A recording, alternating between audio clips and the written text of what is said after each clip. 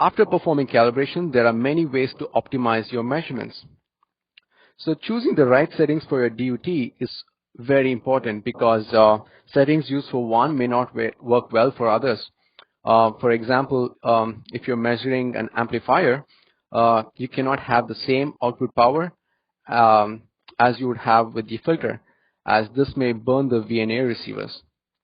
Also, filters generally need a good dynamic range, so it requires lowering the IF bandwidth settings.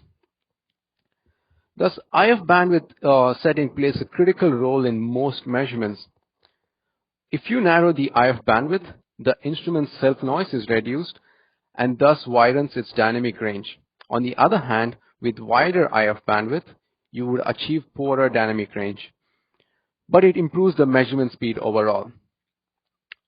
Here in the image shown, you will see the impact of changing the IF bandwidth.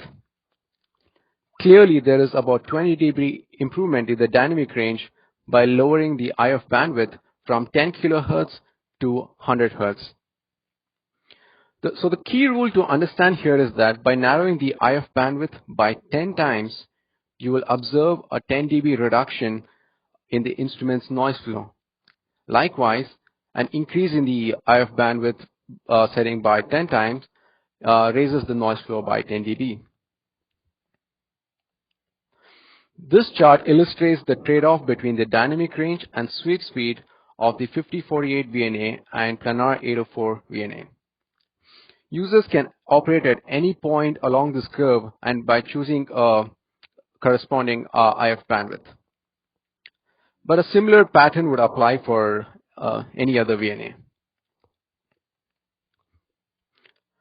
Adjusting the output power level also has a direct impact on the dynamic range.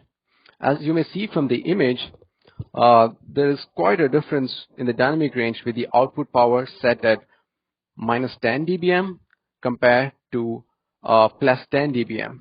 So in all, we get about 20 dB better dynamic range. Averaging is another function performed to achieve better dynamic range and reduce self-noise. This is done by taking the averages of several measurement sweeps, and the number of sweeps is determined by the average factor set by the user. As a general rule, higher the averaging factor set, better the dynamic range. But of course, it takes multiple sweeps to perform this function, hence it slows the measurements overall. The measurement difference can be seen in the image. So the averaging factor set here is about 30. Smoothing is also another function widely used. You might have heard that smoothing is cheating.